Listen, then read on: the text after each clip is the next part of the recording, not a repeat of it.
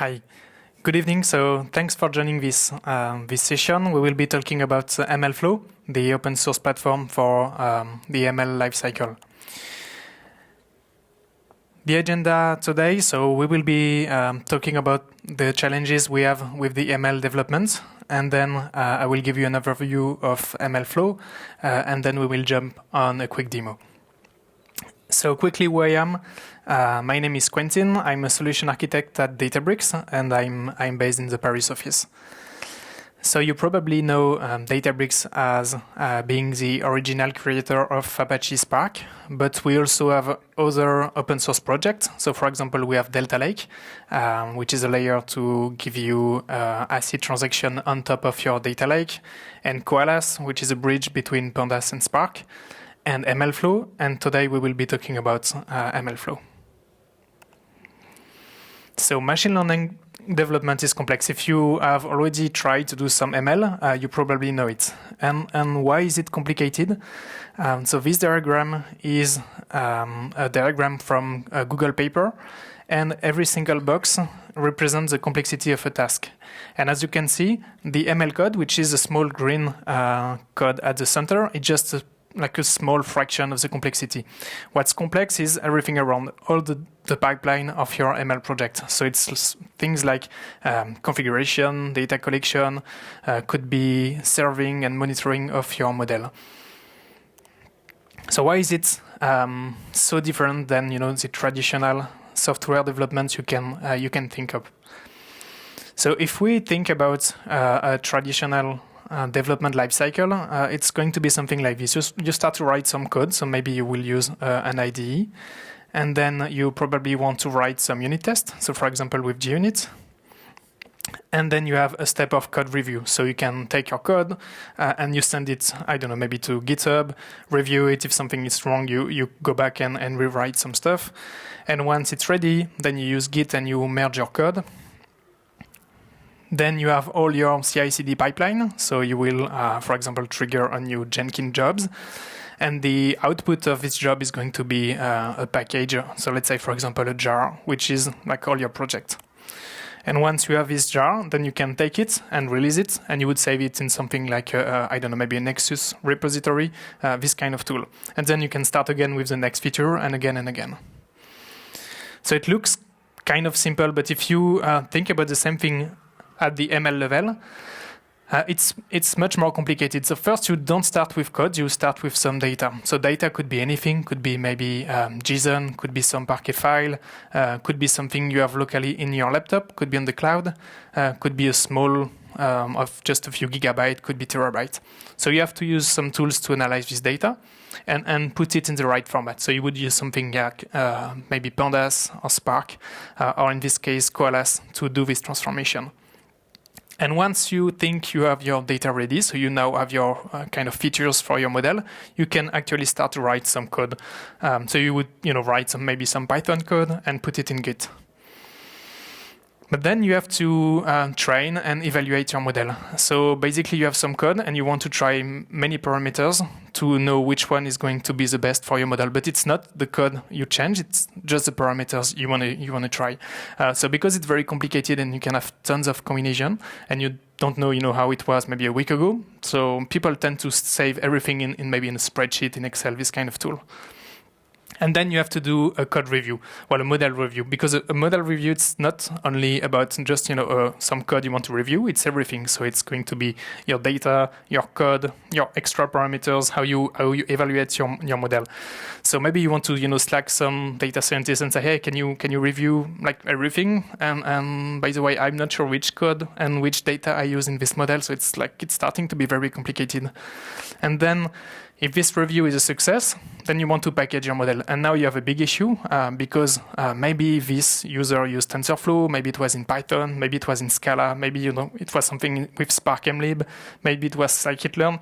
You don't know, and every single framework has its own way to be packaged.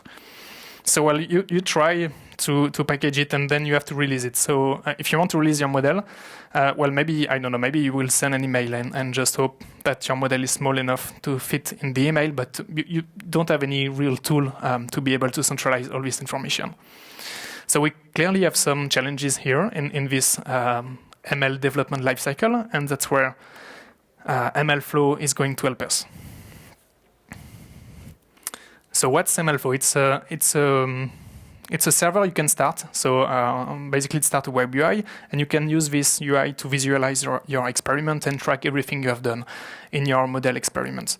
You also have an API. So the API will let you start a new run and log all your parameters every time you try something in your machine learning lifecycle. And we also have CLI, and the CLI, you can use it, for example, to deploy your model in a Docker, or maybe just to run it and to start an HTTP server to do your inference in real time. The MLflow community is quite big. To give you some idea, it took like 3 years to Spark to be at the same level as MLflow, and MLflow is just like 1 year old, so it's a very exciting community with a lot of things moving and a lot of organization contributing to this project. And MLflow has 4 components. So the first one is MLflow tracking, so it lets you record your experiment information. And then we have MLflow project. So the idea of project is to be able to package your project in a reproducible format. Then we have MLflow model. So once you have your code ready and you know everything, which are your hyperparameters, you want to basically build the model and then package this model. And the last one, which is quite new, is MLflow Registry, which is a centralized place to put all your models. So I'm going to go in details on these 4 components. So the first one is MLflow tracking. So MLflow tracking is, the idea is maybe you have some code, so maybe some Python code, and you know that you can keep this code in Git. It's pretty simple, but how do you track which training data you use to run this code? How do you track which hyperparameter did you use? You know, like how many trees maybe if you run a random forest, or how many hidden layer in your network? And what the model behavior, like, I don't know, maybe how is performing your gradient descent, all this kind of information. And finally, what's your model performance? So based on all this information, like the data I've used, the hyperparameter I've used, how is performing my model? For example, is my F1 score good or bad? How does it work? So because it's very complicated to gather all this information, we have MLflow tracking.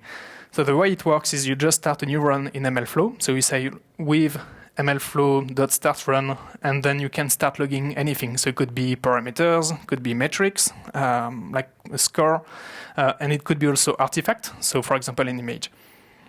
So you start everything, and it goes inside this MLflow tracking server, and then you can access the UI to go over all your runs and find which one was the best or how was performing your model maybe a week ago. Then we have MLflow project. So MLflow project, the issue with ML is that you can have many languages. So for example, you can have data scientists working with Python, maybe some with Scala or with R, and even inside one single language, you have like many framework you can use. So maybe you can use, I don't know, PyTorch, maybe scikit-learn, maybe XGBoost. And on top of that, you want to be able to run it everywhere, you know, locally, in the cloud, could be a cloud service, could be anything. So the question is, how can you package your project? How can you make sure that, you know, if you use this library and this language, how can you give the project to somebody else, to another data scientist, and it can safely rerun this project using, you know, the same dependency and everything. So that's what is doing MLflow project. So basically, it's like a file where you can define everything you have in your ML project. You can see it a bit like maybe a Maven for the ML. So you have your dependencies, you know how to start your run, and you know everything about your project. So once you have this file ready, then you can say MLflow run, and you give the address of your project. So it could be using the TLI or the API, and then it's going to, you know, start your project and rerun everything, do your training, and output your model. So the third one is MLflow model.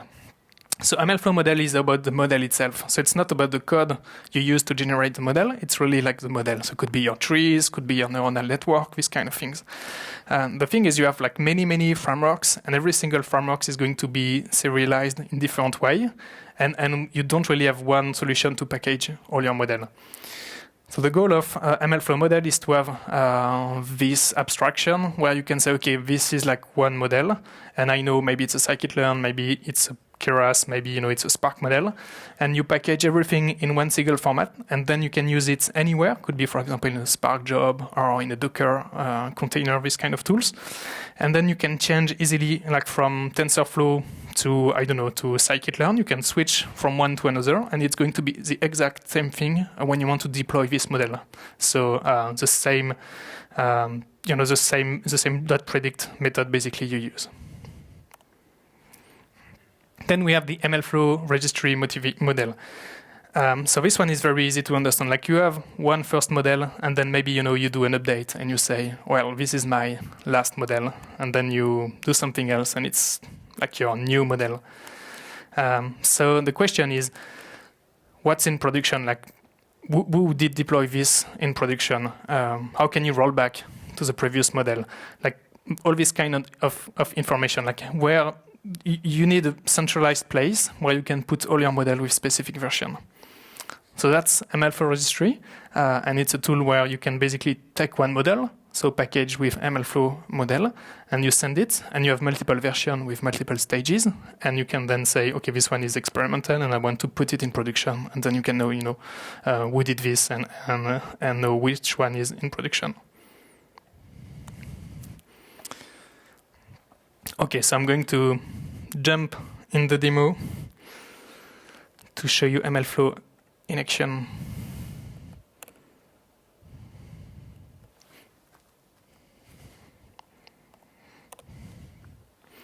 Let me zoom a little bit.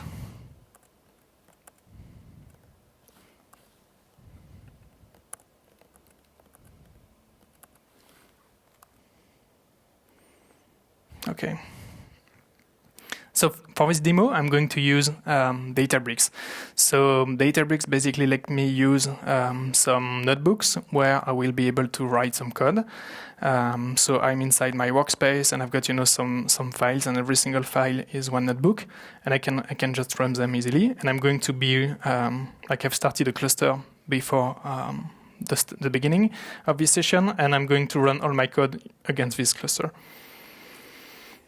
So for this demo, we will be using a small data set, which is a list of product. So, for example, you will have product, with a description. So in this case, it looks like it's a toy, and we have a category. So it's like it's a table. I can run SQL command over it, or I can write Python code in my notebook. It's quite flexible. So we can run some analysis in the code, and for example, do a count and find which product has the biggest number for each category. So in this example, for example, I have a lot of toys and some games with some dices. And basically what we will be doing during this demo is that we will be using this information. So, the description and maybe the image, and we will try to predict the category. So the use case is maybe you have an online website, and in this website you have like many new products every day, and you don't want to have to manually classify your product in your website classification. So you want to build some AI to help you in this task and make sure, every time you send something, it's going to go in the right category. So the first thing I'm going to do is that I'm going to take some product as a Panda data frame, and I'm also going to get the delta version of my table. So this delta version, it's something very useful. It gives me the version of my table during the time I'm doing my build. So I'm going to be able to save this version inside MLflow, and using this version, I'm going to be able to do my select at the exact same version if I want to rerun my code using the exact same version than the training I did for this model. So, for example, in this case, because it's like the first version and I haven't done any change in my table, the version is 1. And as soon as somebody is going to write something new or update my table, the version is going to increase, but I will still be able to do my requests, my queries at version 1 or 0. So let's build our first model. So in this case, I'm going to take all the information in this gold table, which is like my product table with all the description, and I'm going to train in my instance one model, a scikit-learn model in this case, something very simple, and I'm going to log everything in my MLflow server.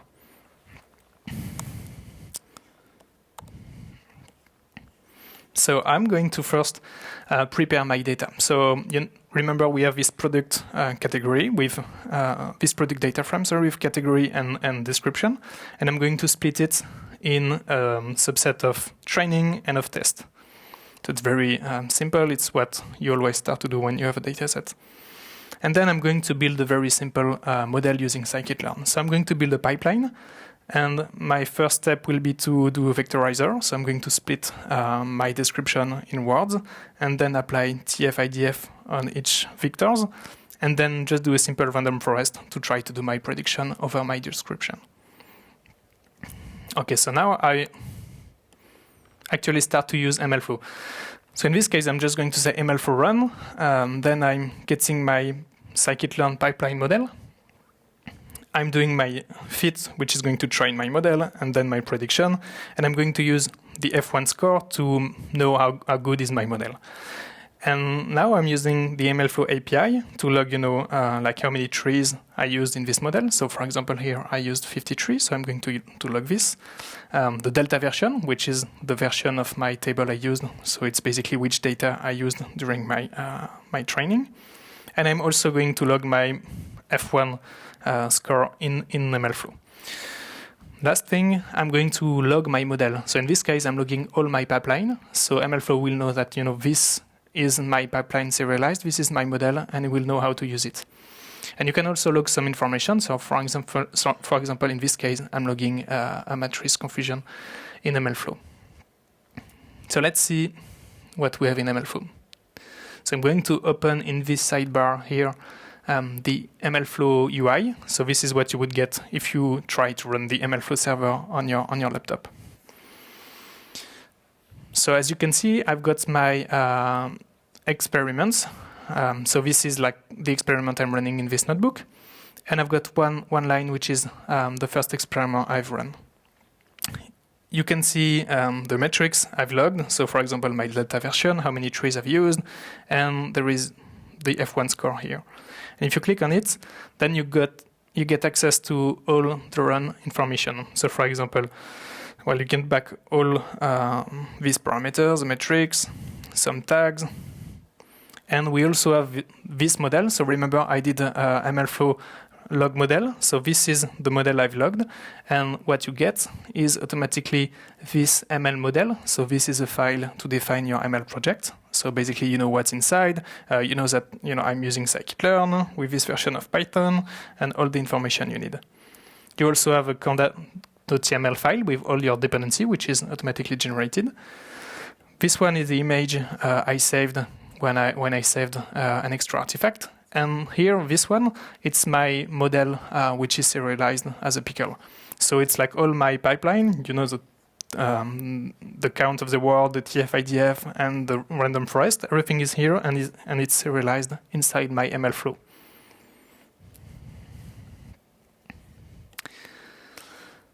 Okay, so that's great, but it was like a very, very simple model. So maybe we can try to do something a bit more advanced and add some fun. So what I'm going to try is, instead of saying I want to go with this model with 50 trees, maybe 50 wasn't enough. Maybe maybe 100 is enough. I don't know. So what I'm going to do is use hyperopt. Hyperopt is a nice library you can use to find the minimum of a function. So what I'm going to say is, okay, try to find the minimum of my function given all the parameters I want to tune, and try to find which are the best parameters for my model. So in this case, I'm going to define search space. So I'm going to say, okay, in my search space, I want you to search for the random forest between 50 and 500 trees. Oops, sorry. I want you to try with TF-IDF and without, and I want you to try with the norm L1 or L2, and you just tell me which one is the best. So the good thing is that you can define one function, and this function just have to run the exact same code we had before. So I'm getting my scikit-learn pipeline, I'm doing my fit, which is going to train my model, and then I'm doing my prediction. You get back your F1 score, and you just return this information as being your loss, and you want to minimize this information. And the good thing is, because I'm using a Spark cluster with Hyperopt, I can actually do this training at scale. So I'm going to use all my cluster nodes to do this training. So basically every single node is going to try with a different set of parameters, and I will get back the best model. So in this example, in this cell, I'm again starting a new MLflow run, and I'm calling fmin. So fmin is a function from Hyperopt, and I'm going to try to find the minimum of this function. And this function is basically the one I've defined just here. So Spark is going to get all this information, start my run in parallel. So I've got all my nodes running, and oops, sorry.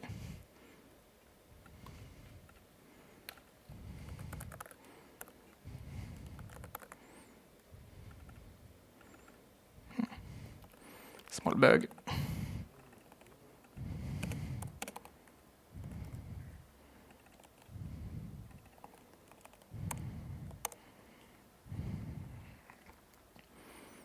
Okay, so let me run this again and see what's going on. So I should get my best score, and we will put this one in production. So as you can see, my run is going, and the more we advance, the best my loss is. So in this case, it's like 0.81. So now my run is over, and if I go back to my MLflow UI and actualize the page, then I've got, a new run, and as you can see, this run has like multiple sub-run. So the good thing is you can actually select everything and do a compare, and you can see how your model is behaving using MLflow. So for example, you want to know what the behavior of my model, based on the number of trees I'm using in my model. So you can see one value at a time, but a good option is to use this parallel coordinate plot, and maybe you want to display, I don't know, maybe this one, and this one, and this one, and you want to get the loss based on this information. So now you have a nice idea of how is behaving your model based on all the hyperparameter you want to tune, and you want for example, if maybe we can increase the number of random forests in this case. Maybe if we go with a higher number, maybe that would be better. So it's a nice visualization you have to help you to understand how is behaving your model. Okay, so let's go back to this UI, and now this one is the best model. So that's the model I want to put in production. So I'm going to go back here, and let me put another one.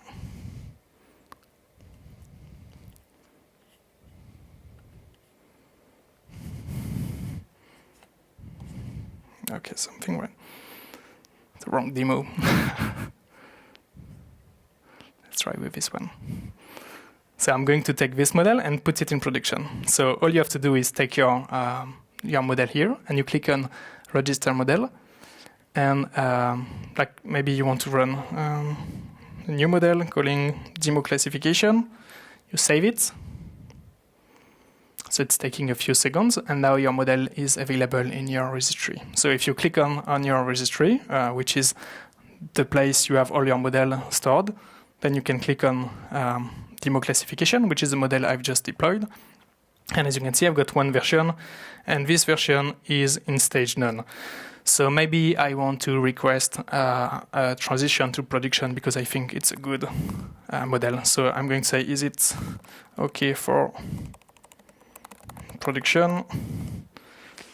Okay, and then maybe somebody will receive this notification and is going to review my code, review all my data, all my parameters and everything, and say, okay, it looks good, it's okay, you can go for production. And then you approve it, and now the status of my model is ready to go in production. So now I've got my new model, which is deployed in the registry, and let's see how I can use it to run something in production. So what I'm going to do is use this time the MLflow API, and I'm going to say, okay, give me the last version of my demo classification where the flag is production. So I'm going to run this one, and it say, okay, your model in production is version 1, and is available under this URI, which is basically a location in my S3 bucket because I'm on AWS. So we can do many things. So for example, we can get this model and score it in real time using Spark streaming. So basically you have, your new product coming in a Kafka stream, and then you just start a new Spark streaming job, consume the message, take the model from the registry, and apply your prediction in real time. So the best way to do this is to create a pandas UDF. So UDF is something you can save and call in Spark. So in this case, I'm saving it as a new SQL function as predict category.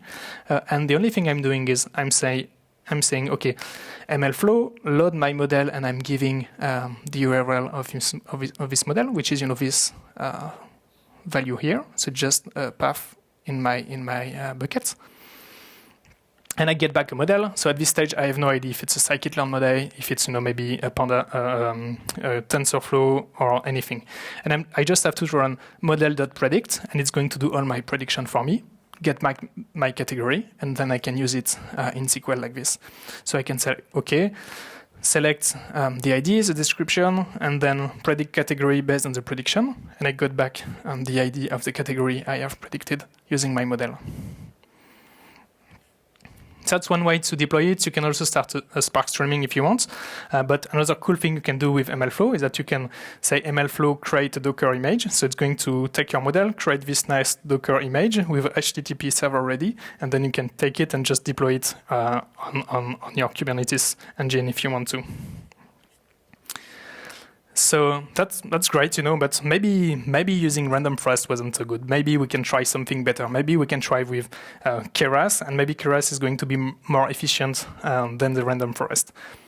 So what I'm going to do in this example is that I'm going to switch my model, and instead of using a TensorFlow, a random forest from scikit-learn, I'm going to use a Keras model. So very simply, I'm just building a new, Keras model, so with some information and a given topology. And again, I'm going to use hyperopt to try to tune my best model and find my best hyperparameters. So this one here is my search space. So I'm going to search across many information, like, for example, what's my batch size, how many layers I want to have, what's the size of my layer, how many epoch, like all this kind of information. And I'm going to do the exact same thing. So I'm going to start a new run. This time I'm going to name it Keras, so it's going to be easier to find it in the MLflow UI. And I'm also calling the fmin function to minimize this function, so it's going to try all my parameters and find my best.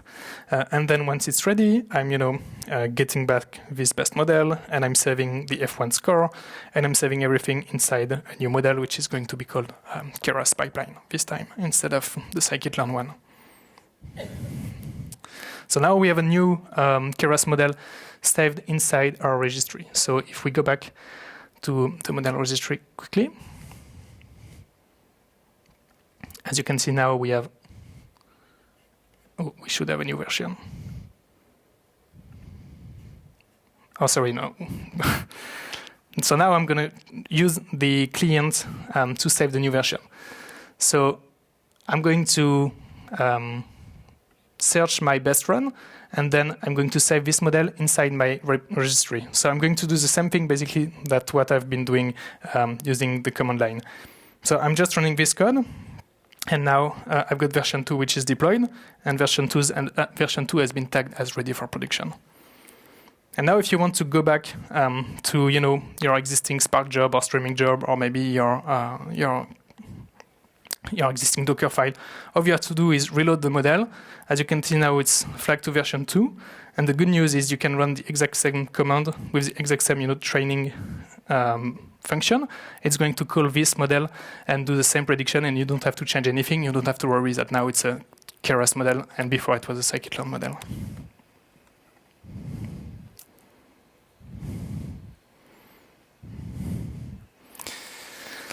So quickly, we have seen the 4 projects and the 4 components of MLflow, so tracking, project, model, and registry. Thanks for your time, and if you want to try MLflow yourself, it's very easy to set up. You can run just pip install MLflow, and you have all the documentation and information in the website mlflow.org. Thank you.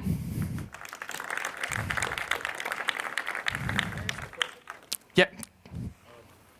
Does MLflow replace Onyx? Because you said that it handles the transformation between different formats. So question is, does MLflow replace Onyx? So Onyx could be one of the flavors you can deploy. So you can package your model as being Onyx and deploy it as Onyx.